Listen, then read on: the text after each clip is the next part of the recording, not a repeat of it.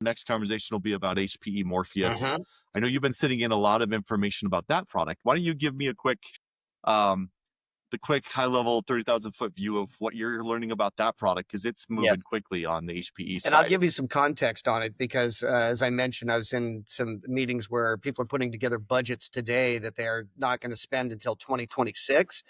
And by winter time or January of 2026, things are going to change continually because there's the market is trying to fill this hole, this void that VMware has created, and HPE is one of those. I went to their HPE Discover conference a couple of weeks ago in Las Vegas.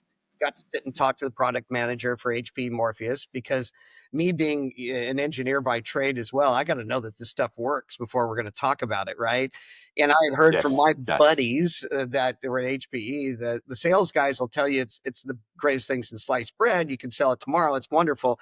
And you talk to the engineering field SEs, and they're like, I wouldn't touch that yet, for production.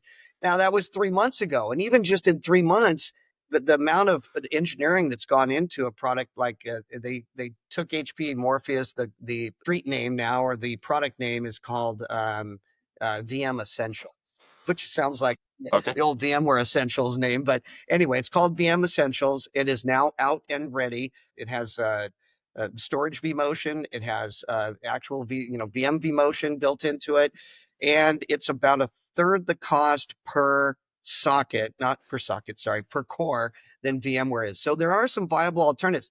Am I going to put it into an environment where I've got DRS running and I've got no, probably not. Probably not for another 6 months.